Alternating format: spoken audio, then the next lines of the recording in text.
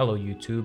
Today we're checking out honest government ads by the Juice Media. I, of course, am an expert on every matter, but this one is on carbon storage and capture. Let's check it out. Hello, I'm from the Australian Government with an important announcement as we enter the next stage of the climate crisis. Massive fires, massive floods, massive bullshit. As things fall apart and calls grow for us to urgently reduce our emissions, we've come up with a PR campaign, technology, that makes us look like climate heroes whilst doing sweet nada. Introducing carbon capture and storage.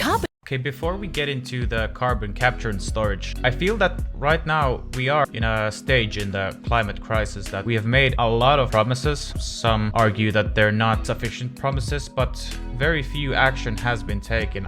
Overall, carbon dioxide emissions have fallen in Europe at least, and I think in the US as well. But a big polluter, Asia and China especially, is still growing their carbon dioxide emissions, and China has said that they still haven't reached their emission peak. So we're in a stage that we have made a lot of promises, but now we should start seeing some real action. A lot of countries have said that they're gonna be carbon neutral by 2030 or 2035 or 2050 by the least, but there's still lots of ways to go, so it's really interesting to see what's gonna happen.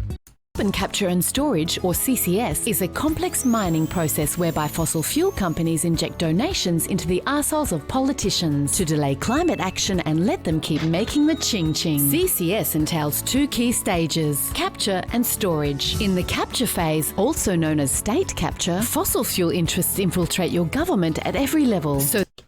Okay, so carbon capture and storage, or carbon capture and utilization, is a process where carbon dioxide is taken from flue gases and then stored somewhere, or maybe utilized later. If it's stored, then it's just injected usually into the core in bedrock or whatever it's called. And because we have taken out the oil there and natural gas from there, so we're kind of replacing the used oil with carbon dioxide, which is, I think we've taken it from there, so we have to put it back to prevent climate change, or at least mitigate it. The other thing is carbon capture and utilization, which is you take the carbon dioxide from flue gases or from the atmosphere or from the surrounding air, and you use it to make something. At least it's possible to store it in some construction materials, in cement, I think, but in the energy industry it's being considered to be used as a part of fuel. By combining it with hydrogen,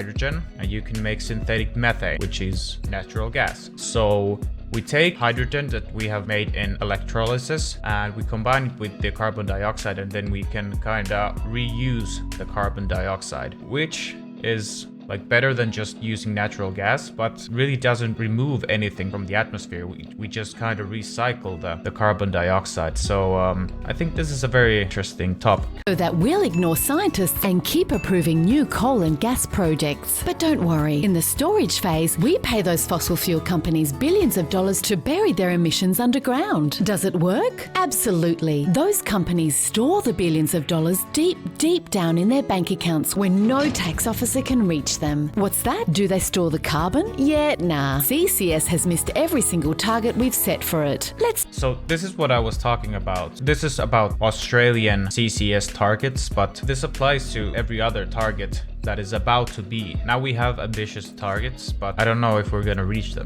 20 years ago, we told you that by today, CCS would capture 5,000 million tonnes of CO2 per year. Today, the world can barely capture 10, which is so far off target you can't even see it on this graph. And when you remember that our global emissions are 36 billion tonnes each year, even if it had met its target, it would contribute approximately fuck all. We also said there'd be 100 CCS projects running by today. Today, there are only 6, but the biggest one's right here in Australia. So how's it been doing? Well, we gave Chevron $60 million to capture its emissions, and in 2016 it captured fuck all. In 2017, fuck all. In 2018, fuck all. But in 2019 it finally got clogged up by sand. To date, Gorgon has captured only 30% of its target, and that's just its processing emissions. If you include all those released when the gas is finally burned, it captured barely 2%. But hey, Chevron stored 100% of that 60 million you gave them. Capture and storage. And that's just the latest fail. Here at the Canadian...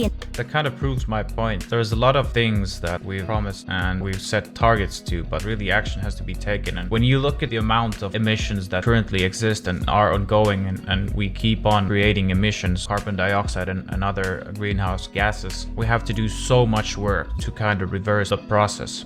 In government, we spent about $1 billion to prove CCS works at this power plant, except it proved it doesn't by failing to reach its target every single year. And here at the US government, we said this one would give us clean coal. It was years late, billions over budget, and then gave up because it cleaned jack shit, as did this one. And it's not just the technology that sucks, the economics do too. Because CCS is so expensive that even if it worked, which it doesn't, implementing it would be unprofitable for our mates. Now, I don't know what prices they're using right now, but the ETS prices, which is the emission trade system in the EU, has gone up a lot recently. It's over 80 euros now. So if the price level keeps at its current state, it's gonna be very, very efficient to use CCS at least in the near future. But they say that the technology isn't there. I'm actually not quite sure. I think it is possible right now, or it just needs to be done. But basically, it's all about the money. So it doesn't matter if CCS is better for the environment or not. It's about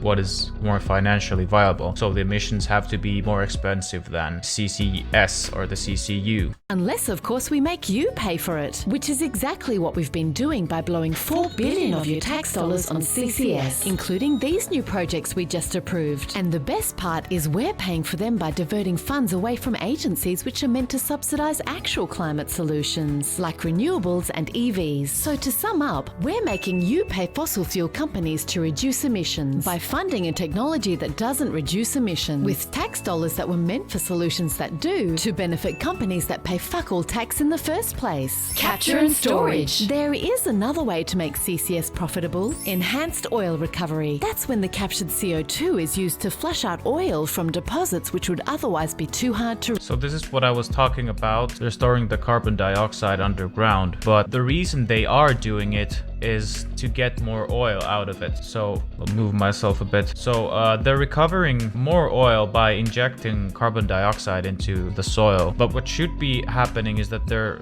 injecting the carbon dioxide, but nothing is coming out. That's how you get the negative emissions. But this is just because this oil is going to produce more CO2 in the atmosphere. So this is not doing anything. Reach. Oil which once burned can release more carbon than was captured. You might call that bullshit, but we call that carbon capture use, which is why we've added a U to CCS, given Santos millions to pull that trick off at Moomba, and called it clean energy. Speaking of bullshit, have you heard of clean hydrogen? Fuck green hydrogen, the energy source with zero emissions made from renewables and water. Here's clean hydrogen, made with coal or gas, which emits more than if you just burnt the fucking coal or gas in the first place. So this is not true.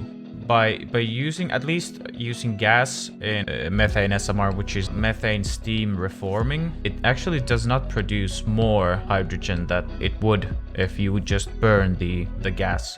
I'm not sure what it's in the case of coal, but at least when natural gas is used, it's better to steam methane, refine it into hydrogen than just burn the gas. But yeah, I was about to get into green hydrogen, but I think it's for another video. As we'll bury that problem too with CCS. And those are just some of the new technologies we'll be using to avoid taking real climate action. And when you add them to the mix, you can clearly see what we're all about. Australian government.